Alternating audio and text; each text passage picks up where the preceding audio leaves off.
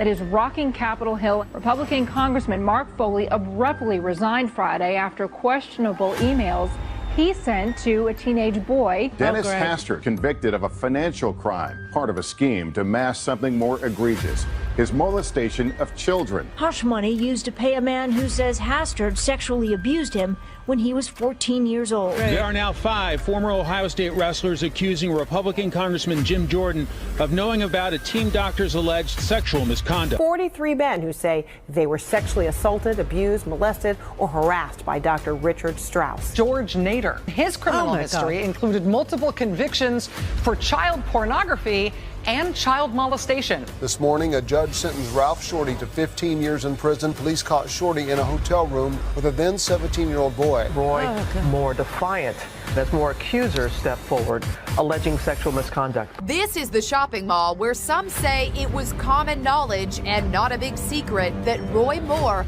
would flirt with teenage girls when he was in his 30s. One accuser says that Moore initiated a sexual encounter back in 1979 when she was just 14 years old. The new charges against Joel Greenberg. Sex trafficking of a minor and stalking a political opponent. Florida Republican Congressman Matt Gaetz allegedly having a sexual relationship with a 17-year-old girl. Investigators examining whether he, quote, violated federal sex trafficking laws. Ghislaine Maxwell is accused of helping Epstein sexually abuse underage girls. I've met her numerous times over the years, especially since I lived in Palm Beach, and I guess they lived in Palm Beach. But I wish her well.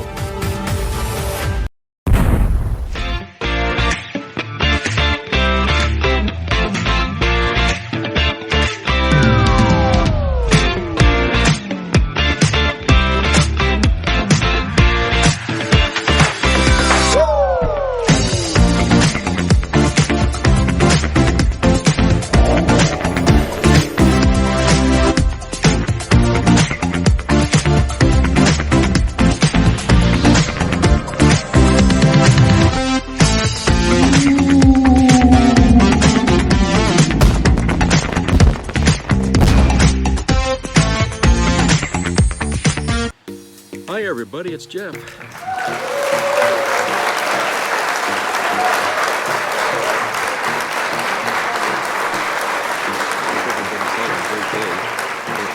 75 degrees here in Bangor today. Really nice out. A little bit of a breeze, which is nice because it kind of breaks up the heat a little bit. I don't like temperatures much over 75, okay? Yesterday it was like, I think it was over 80. And you know, you could tell the difference. It was a lot warmer yesterday, and so I was like, you know, I'm fixing to get the air conditioner plugged in and everything. Smokey doesn't seem to like the heat much. Of course, this is going to be no, she was born in the summer, so this will be her second summer in her life, because she was born in July. So yeah, so actually this winter was her first winter, and now she's coming into her second summer here, and this was her first spring. There's a lot of firsts for a little cat here because she's not even a year old. So but she's learning and seeing different things, and later on, I think this summer I'm gonna take her on little rides in my truck and then push her around, and with that pet cart I have outside, you know, just so she can, you know, see the outside, you know. I think I can't imagine it being good for a cat to always be in the house. I mean, I think it's good to once in a while to try to find a way to let your cat you know, go outside somehow, even if it has to be inside of a you know, a stroller or some kind of cage or something like that. At least that way, you know, she can, or he can go out and just look around, you know, and just see the outside, because they're constantly looking out the window, right? So they must find something fascinating to see out there. So pretty soon. I mean, this has been a hell of a week here for Maine. It's been a nice day every friggin' day of the week. So, you know, we're going to pay for this dearly. Probably all next week it's going to be nothing but pouring rain out.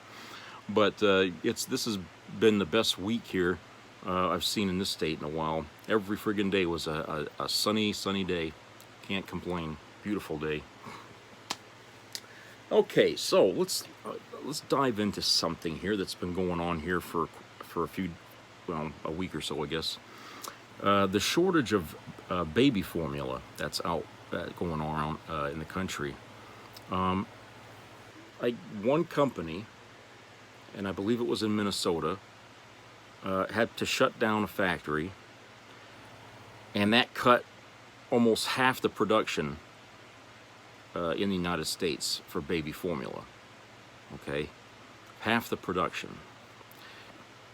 And the reason they did that was because the baby formula in this particular factory was contaminated with some bacteria, and they had to yank it right off the shelves and everything.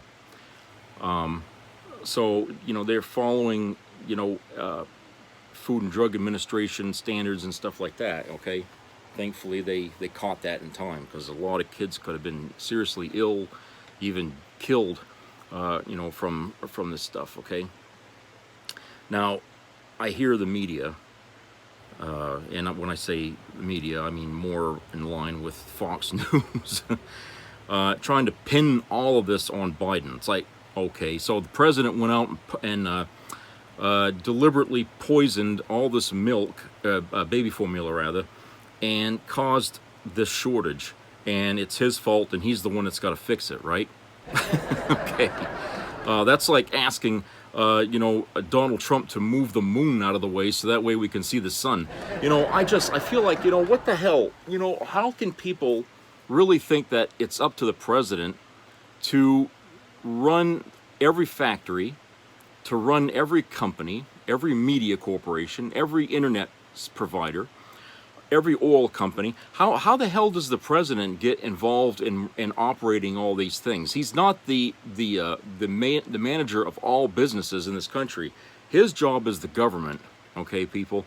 Whenever there's a problem, okay, they go to him to see if there's a way they can fix this thing. And I hear that they're talking about doing some kind of a emergency production order.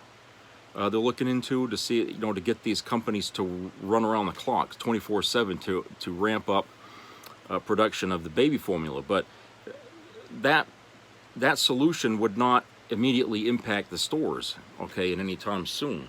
I mean, when you're talking about 50% of the supply of baby formula gone, it's going to take a while to replenish that, okay? It's going to take more than a few days. It's going to take more than a few weeks even.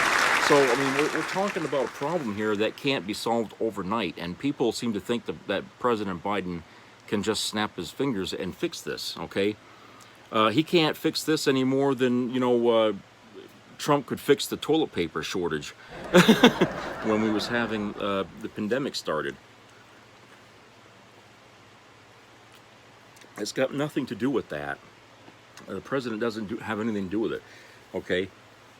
And I just feel like, Americans are really kind of, well, I'm not going to say all Americans, okay? I know sometimes I generalize when I have issues with what's going on in our country, and I always lump every American into what I say, but I don't mean that when I say it. I don't mean every American. I think what I'm talking about is those Americans who are the ones making the stink, okay?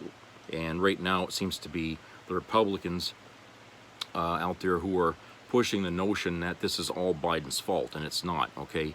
He's got absolutely no fucking control over this at all. This happened as a surprise to him as anybody else, okay? What people don't understand is that, before this even happened, there was already a supply chain problem going on where there are not enough truckers and not enough, things aren't moving enough in this country. So we have a supply chain problem.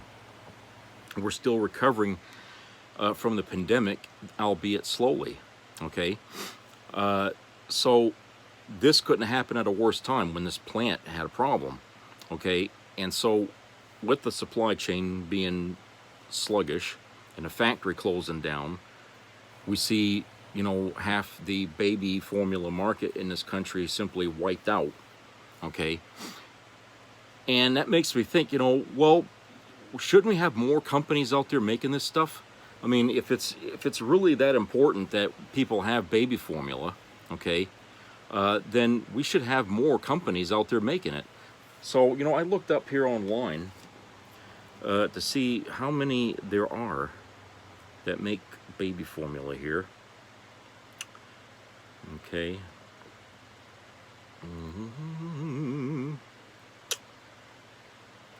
It said 98% of baby formula consumed in the U.S. is made domestically. Okay.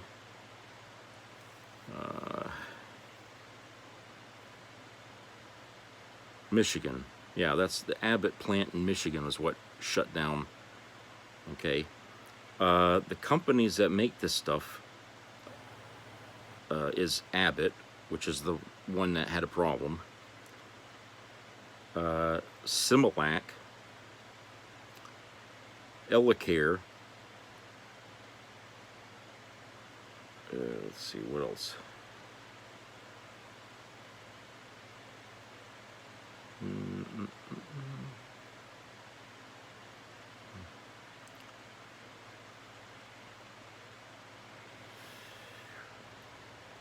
Oops, I don't need that.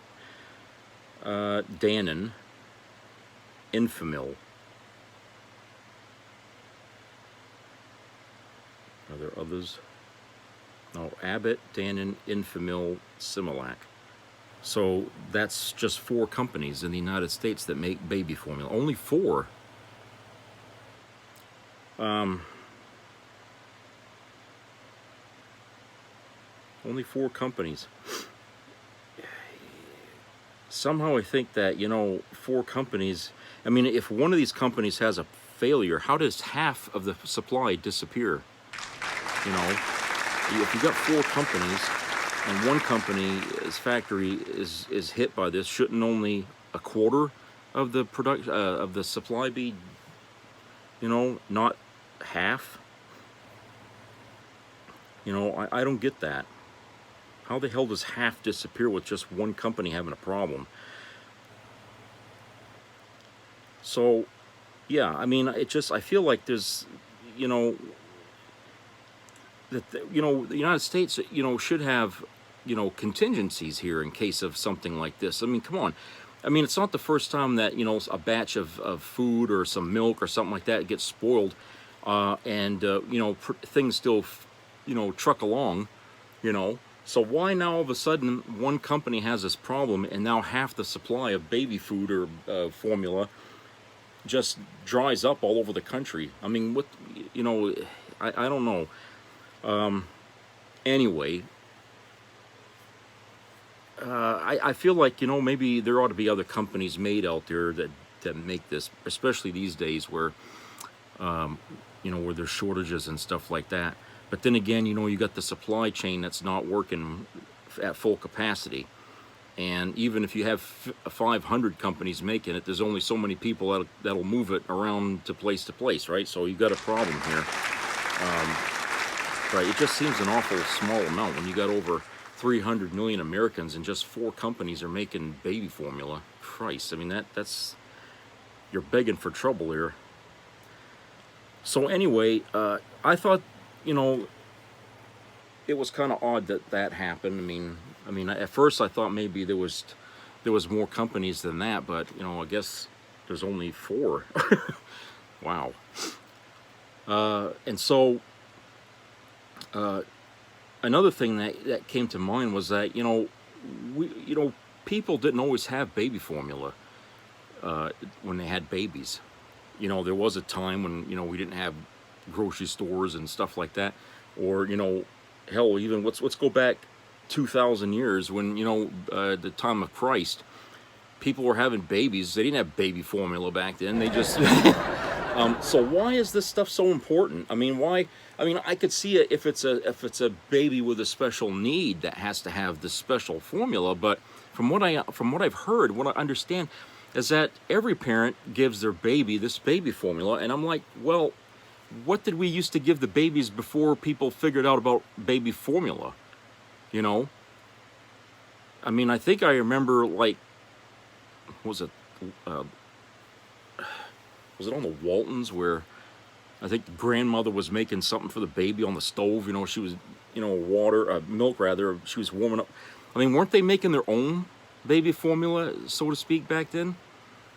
You know, and maybe people need to, you know, go online and look that up and see if there's anything that they can do at home to make this. I mean, I know they said on TV, people shouldn't try and make their own formula, you know, there could be problems. Well, are they really saying that because, you know, they're trying to help, or are they saying that because the corporations, like those four I just rattled off here, don't want people to find out how easy it is to make their own at home, and they would stop buying their product? Okay, you know, maybe they wouldn't have the monopoly here of controlling all the baby formula once people started making their own again. So I think people, this is the time now to act. For one thing, everything is overpriced. Okay, everything is through the roof in cost, and so now is the time. If you can make some of this shit on your own, you ought to try and do it. You know, YouTube is full of people making stuff, and if you don't trust YouTube, go seek out some old lady. You know, you know, your grandmother, your great grandmother, somebody must still be around that remembers doing this shit on their own, and they can tell you how to do it. You know, and if one person is around to say, spread the word. Get online and tell everybody how to do it, and then before you know it, the problem is really not as big anymore. You know, and the companies are going to they're going to find out once they put the stuff back on the shelf, it ain't moving as big, you know, as much, because people have figured out how to make their own baby formula. I mean, and how long do you think you're going to have to make this stuff anyway before the baby's old enough not to use it anymore? You know, so think about it. You're going to save yourself a lot of money, because I hear it's not cheap, you know, using that stuff. So I think it's a good idea to just kind of go back to the old school ways for now, because inflation is so damn high, and for all we know, inflation is up there because the fact we don't have enough companies making the things we need. You know, because, you know, everybody's buying up everybody these days. You got Disney buying up everybody, and, you know, we've only got so many media companies, we've only got so many internet providers. You know, how do we know that all these handful of companies are out there, they just ain't competing with each other anymore, and they're all just basically doing the same thing by raising everything up at the same price, because they figure, well, the consumer ain't gonna have no choice but to buy from us. You know? So they figured out, instead of cutting each other's throat, let's work together. And you know, when I raise my price up 10 cents, you do the same, you do the same. Well, there's not going to be any cheaper company to go to. They're going to have to go to one of them and get screwed. So I think that, you know, there's something that needs to be thought here about that. Some school of thinking. I mean, just today, I mean, remember, I know Biden was saying 2 weeks ago, was it, or 3 weeks ago? He said he was going to do something to lower the gas prices in the country. Well, since then, the gas was at $4.19 a gallon here. Now it's at $4.57 a gallon. And that's just in 3 weeks. So I'm sorry, Mr. President, but the gas prices have not come down. They've gone up considerably. You know, and in other parts of the country, they're paying almost maybe $7 and something a gallon. Okay, so we are being price gouged to death. And on top of this, the numbers on Wall Street are showing record profits for a lot of these companies out there that are raising the prices, which means that if they're making record-sized profits, you know, windfalls, then there's no reason for them to raise the prices so high. Okay, they can bring the prices down and still make a profit. Okay, and I think, I mean, Elizabeth Warren was talking about putting a tax on windfall profits. Like, you know, if a company's making, you know, so many annual profits or whatever, and then 1 year they get this great big profit, well, they'll tax that extra. Okay, they'll penalize companies for that or something. I don't know. My gut tells me that the Republicans would fight that every way, step of the way. I doubt that's ever going to be introduced, because you got corporate Democrats in there just like you got Republicans that are, you know, kowtowing to the businesses. So I doubt we'll ever see a windfall tax. and get enough support to have the votes to pass it. But I think that's got to be a big indicator to the American public that, hey, yeah, you're paying a lot at the gas pump, but they've been making a shitload of money since then because they got nowhere else to buy their gas. They have to buy it from you, okay? And that's the reason why they're getting all this money. And if they're getting all this money, then by definition, they are raising the prices way too high, okay? They shouldn't be where they are. I mean, even $4.19 a gallon was probably too high because these numbers came out before the gas is where it is now, okay? So this was like before the Ukraine incident took place. These oil companies were making a shitload of money here. But you think they're going to back off and say, okay, we're going to lower it? No, of course they're not going to do it. They're not going to do it. And so how do we get them to stop raising the price or to lower the price? I mean, what do we got to do? What does government have to do to make these companies understand that, you may be making a shitload of money, but you're slowing down progress in this country because people have to sacrifice either eating or going somewhere, okay, because they can't do both. How the hell do you think you're going to have a working population in this country if you're paying them peanuts and you're charging them through the fucking nose to survive? I mean, what do you think what's going to happen then? You're going to have more people bitching, they ain't getting enough money, unions forming up again. You're basically begging for trouble. All the trouble you don't want to have happen, this is what's going to spark the creation of it. So the people that are running these companies need to understand you might get away with this for a while, but there's going to be fallout from this eventually. And if you don't lower the prices, okay, things aren't going to be working anymore, and people are just going to there's going to be a lot of foreclosures again. There's going to be a lot of people going bankrupt. And then what do you think is going to happen to the Wall Street then when the banks, are losing money out the ass because nobody can pay their friggin' mortgages and shit, okay? That's going to be all on your head because you were sucking the money out of our wallets before the banks could get their hands on it, So, you're doing this big tug of war, but you're pulling too much one way. And you need to start giving some slack here to the consumer because they can't pay these prices. Not at the wages you're paying these people. Okay, they can't survive on this. So it's got to come down one way or another. So let's go to commercial break. We'll be right back.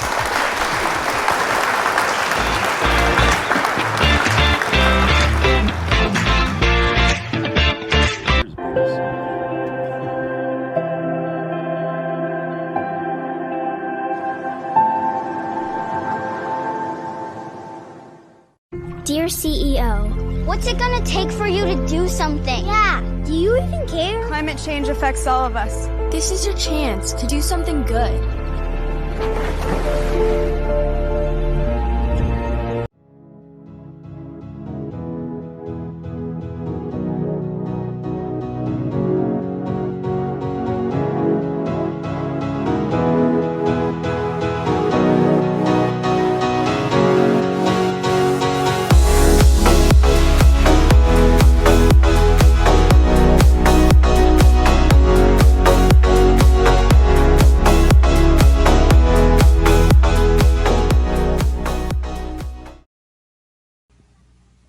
Sometimes you feel like a nut, sometimes you don't. Almond Joy's got nuts, Mounds don't. Almond Joy's got real milk chocolate, coconut and munchy nuts too. Mounds got deep dark chocolate and chewy coconut. Ooh. Sometimes you feel like a nut, sometimes you don't. Peter Paul, Almond Joy's got nuts, Peter Paul, Mounds don't. Because sometimes you feel like a nut, sometimes you don't. When I was a kid, the closest you could get me to a fish was the aquarium. Now, thanks to McDonald's, I'm the expert. You see, most fish is not government inspected, but all McDonald's fish is U.S. government inspected grade A. And it's all prime white filet. No fish cakes, not ground up, not mixed with other fish. It's a filet of fish. The best-selling fish sandwich in America. Tell them your nickname, Henry. They call me Jaws. Quality you can taste. Look what happens when you buy 3 boxes of Purina Cat Chow. You get 1 box free. Purina Cat Chow. Chow, chow, chow. Buy 3 bags of Purina Cat Chow and get a coupon good for 1 bag free. Purina Cat Chow. Chow, chow, chow. No matter what size you buy, you can mail in proofs of purchase and get a coupon good for 1 free. Purina Cat Chow. Chow, chow, chow. So, buy any 3 Purina Cat Chow now and get 1 free. Chow, chow, chow. All over the world, the word for great coffee flavor is Nescafe. We're the world's favorite brand of instant coffees. In America, Nescafe's great flavor comes 2 ways. We're the world's best-selling too. Nescafe Regular in the red label. If Nescafe can please the whole wide world. And now Nescafe Decaffeinated in the green label. We can sure please you. Same kind of flavor. Nescafe Regular, Nescafe Decaffeinated. What's your pleasure? Be a part of the entertainment value of a lifetime.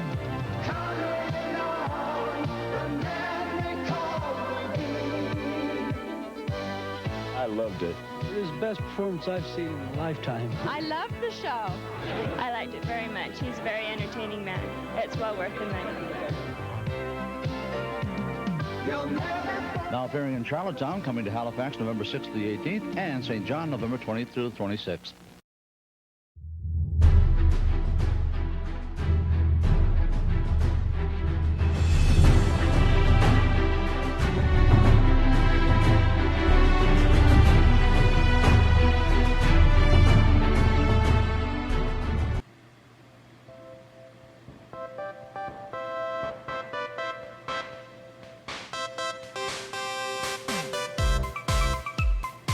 All right, welcome back.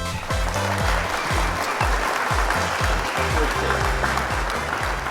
As we were talking about, about this mess here with the baby formula, I was whoa. Careful, Smokey. Jeez. Yes, you're hot, I know. Right, UPS. Jesus. Friggin' truck. Okay, yeah, as I was talking here about the baby formula, I was thinking about the meat and how that's been an issue here for a while. The price of meat going through the fucking roof here in these damn grocery stores. And I'm like, geez, of course, a lot of things have been going up in price, I've noticed. And if you go eat out at a restaurant, once in a while, you probably notice the menu prices have gone up too. Supply chain, demand is high, but they can't deliver, and so what they have has to go up in price. So, I was thinking, so how many meat companies do we have in the country here? Do we have enough?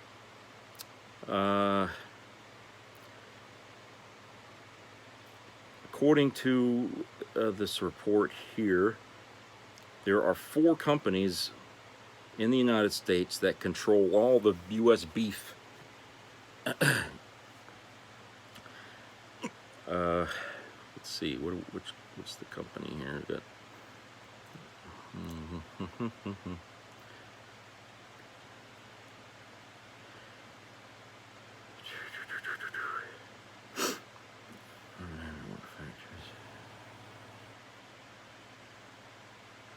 Okay, the 4 big processors in the U.S. beef sector are Cargill, a global commodity trader based in Minnesota, again.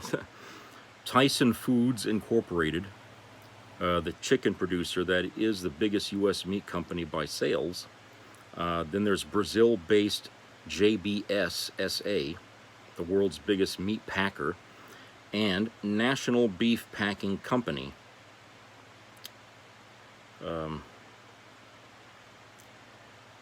Which is controlled by Brazilian beef producer Marfrig Global Foods SA. That's it.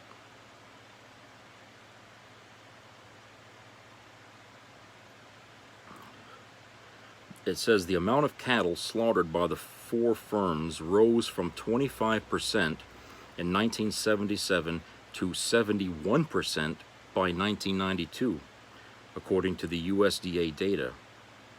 A shift toward larger processing plants led to sharply increased concentration in cattle slaughtering, the USDA said in a 2000 report. Attention.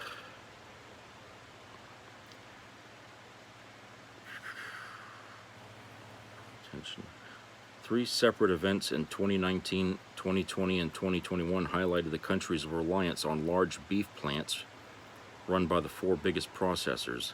First, a large Tyson Foods plant in Holcomb, Kansas, closed for 4 months following a fire on August 9, 2019, that reduced U.S. beef production and removed a market where farmers could sell their cattle.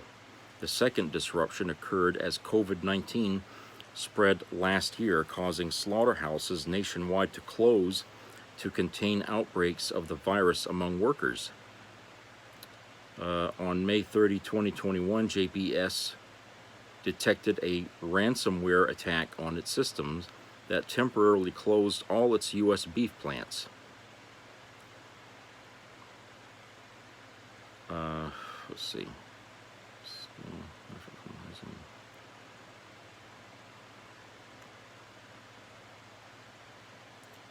After the Tyson plant fire and the start of the pandemic, the difference between prices for cattle and beef rose to record levels, according to the USDA. Plant shutdowns remove markets for ranchers to sell their animals and tighten meat supplies by reducing production. Ranchers say there is too little competition among beef processors to buy cattle. Too little competition. Well, they would know, right? They're the ranchers, so they would know. Which means there's not enough companies out there doing this.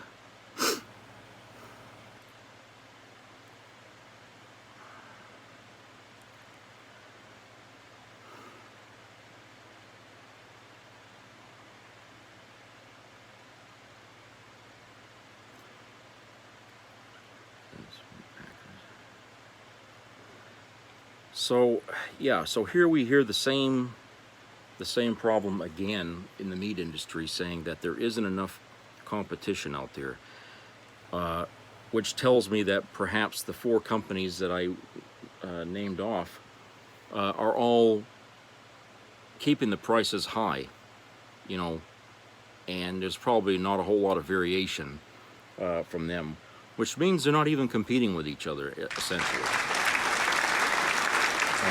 And if there's no competition, folks, how the hell does the consumer benefit? Because really, that's how we fight inflation. At least one of the steps to fight inflation is to have an abundance of competition in different markets here. I mean, you know, like I said, corporations have been eating each other up until there's only a handful left, and that handful is all working together, it seems like, to make the prices high. So it's a very convoluted concept of corporatism, which, you know, or capitalism rather, excuse me, of capitalism, which this isn't capitalism. Okay, it's not supposed to work like this. Competition is the key to capitalism. But if there isn't any, then you have something else. And so, you know, how is it that, you know, we're, you know, the American people don't see that? You know, here I typed in a couple, 2-3 questions on the internet and came up with a better idea of what's going on, and it has absolutely nothing to do with the president, okay? Now, you can say that past presidents contributed to the problem, maybe, of allowing companies to buy each other out, okay, creating monopolies, which is not supposed to be allowed, or at one time wasn't, but now it is. And that couldn't happen unless the government allowed it to happen at one time. So if you look back in history, you probably won't have to go too far back. I would say you could start within the last 50 years and find out what law was overturned or whatever to allow these companies to simply become big conglomerates where they're considered too big to fail, you know. And if a company's too big to fail, then it's a clear and present danger to the stability of the country as a whole. You can't allow that to go on. There has to be redundancies kept in place where if a company fails, it doesn't really impact the nation as a whole. Okay. In other words, there's got to be a ceiling here on how high you can go as a rich person. Okay, if you're running a company, once you hit that ceiling, that's it. Okay, you've gone as far as you're going to go, because the company going higher than that becomes a problem for the country as a whole. Look what we had to do when the housing market bubble burst back in 07, 08. Okay, the government shelled out trillions of dollars to bail all these fucking banks out. Now, if these banks were too big to fail, that wouldn't have happened. Okay, they'd have ate their own fucking problem, and they would have had to deal with it on their own. The U.S. government wouldn't have had to deal with that.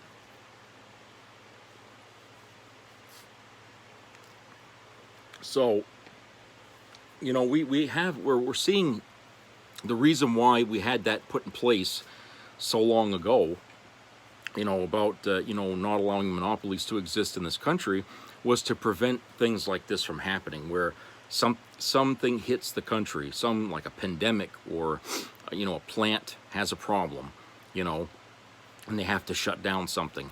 And it doesn't really impact the entire stability of the country, okay?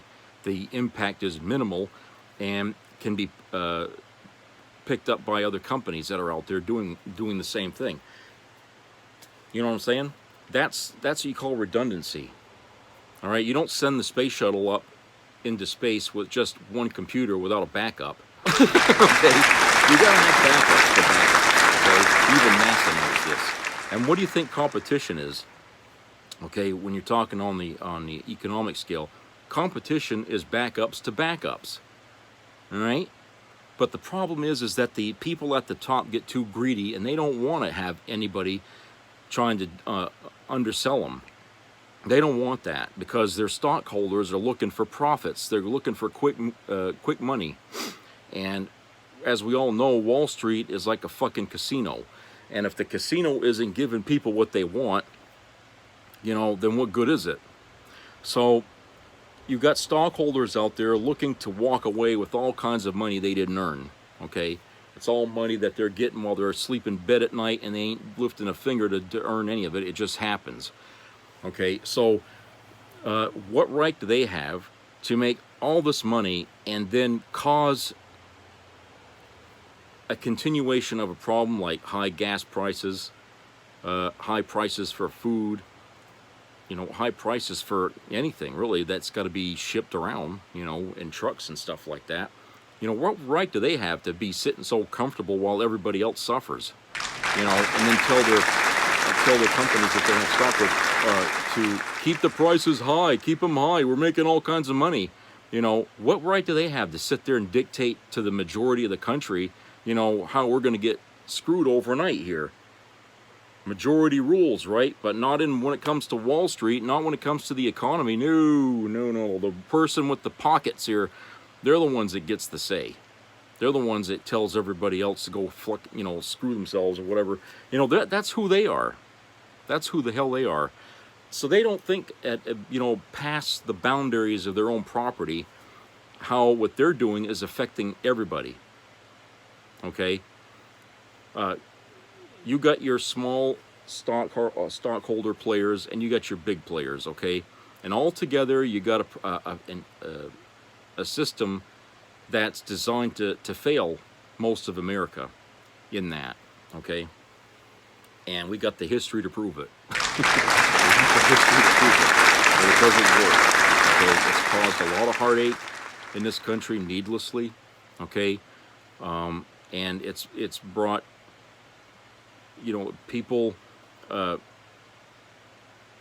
it's disillusioned a lot of Americans about wondering if the American dream is even possible, okay? And when you have that going on, and this is being perpetrated by the upper class in this country, that to me doesn't sound like a United States that really is founded on anything solid, okay? Because that to me sounds like a system that's ready to collapse at any moment. That could happen, from something that's, like a war breaking out or a pandemic or something like that. I mean, it's a wonder that the economy is even still functional even today, considering everything that we're going through. Okay, but the fact is it's functioning, but it's not functioning well. Okay, and even though the Democrats like to say that the economy is roaring and making lots of money and a lot of people are working, that may be true. However, the money that these people are making while they're working is a pittance. I mean, it's ridiculous. You know, when you consider the cost of living in this country has skyrocketed, the money they're making at their job, whatever raise they got, you know, prior to what's happening now, is nothing now. They basically, it's like actually our standard of living is lower now than it was last year. Okay, even though the government's been handing out money and checks, you know, stimulus checks since the pandemic started, none of that matters now. Okay, because of inflation, how high everything is. That all that money's been spent now. That went out. So we're back to square one again, where people are really, you know, the jobs they have are not paying enough, and sooner or later they're going to end up right back in the problem that they were in when they were out of work. Okay, this time they're going to be working, but they're still going to be in a problem where they ain't got enough money to get themselves out of their bills. Okay, and that's a shame. That's a friggin' shame, and it's sad that you know we tried to get help to people in need. Okay, and if you think these people that are getting checks because they got kids and stuff like are living fat off the hog, think again. That money's spent before they even get it, because that money is going to paying their gas and whatever food, that the groceries they need. There's nothing left in there for anything else. Okay, and I'm telling you, if they have to go to work and still get that check, then obviously that's not enough. Okay, people should be making way more money than they are to match the prices of stuff right now. And the problem is if wages go up, prices go up again. That's why we have to establish a cap on that in order to stop this cycle, this vicious cycle of you know, wages trying to keep up with the cost of living. You know, and one of the ways you can do that without actually putting a cap is to encourage small businesses to get out there and start, you know, competing with big companies, you know, just to get going. Go back to the way things were, where there were companies, you know, and stop them from buying them out, you know, whenever things happen. Support them, the smaller businesses.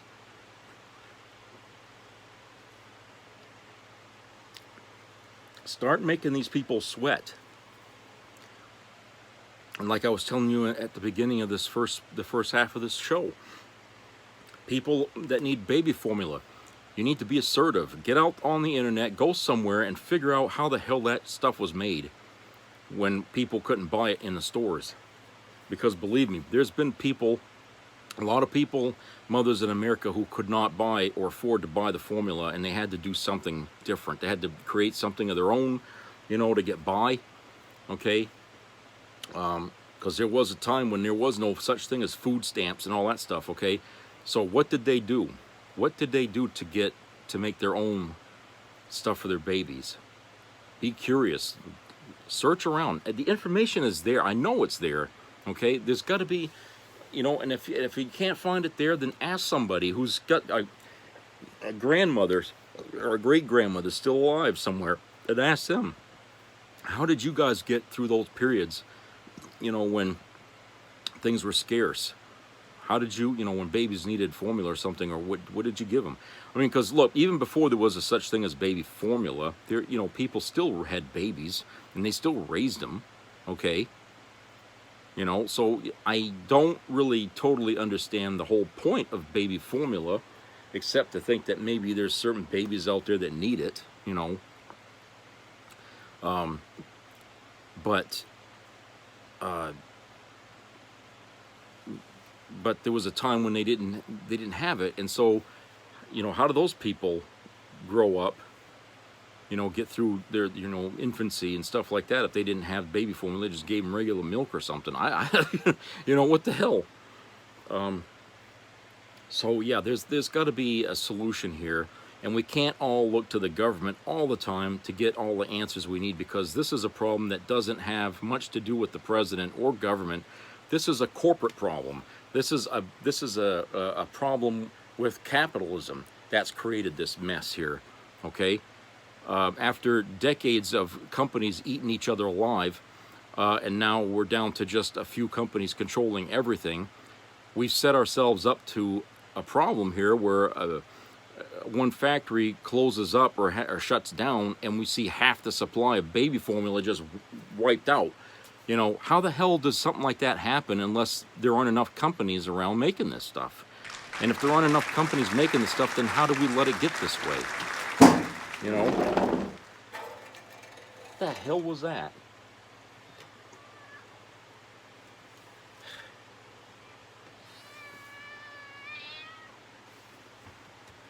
You get out of there. Come down. Boy, that cat gets into everything. Quit knocking things down.